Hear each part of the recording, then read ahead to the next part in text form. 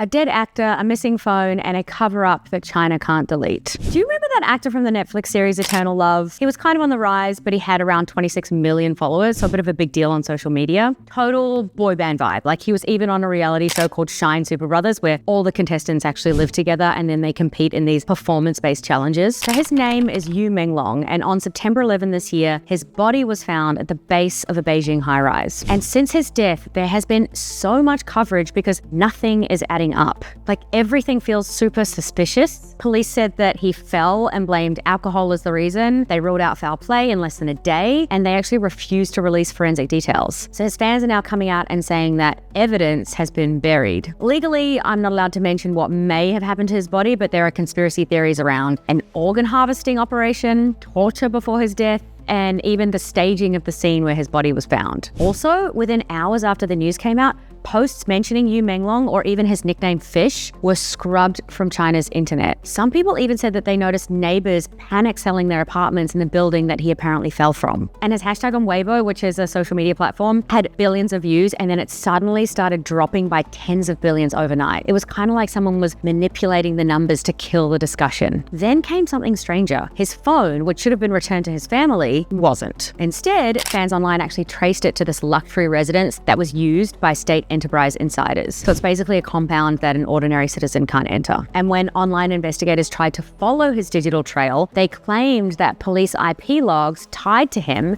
had been wiped from official systems. Like, why is a dead actor's phone sitting in a building controlled by people with government connections? And why were his digital records, even his IP logs, deleted from police databases? There's more too. So a bunch of executives tied to an art museum that has been repeatedly linked to Yu Menglong's final weeks suddenly resigned. One of the museum's managers was replaced during this rapid corporate reshuffle, and another reportedly vanished overseas. So now fans are thinking that the institutions around him were being scrubbed just like the story of his death was. Another figure, a guy called Zhen Qi, who's tied to the entertainment industry but apparently has insane political power, became the internet's prime suspect. Fans think that he controlled Yu Menglong's career. They think that he humiliated him and that Yu Menglong tried to break free. Now, whether any of that is actually true remains unproven, but every attempt to question it online keeps getting deleted. All of that censorship is what turned it into an international story. Like, a global petition is now demanding answers and has over 700,000 signatures, and protests are even starting to take place overseas. This is now being covered globally by media, mainly due to the sheer amount of censorship at play here. And that's the part the Chinese government can't delete. A beloved actor dies, evidence disappears,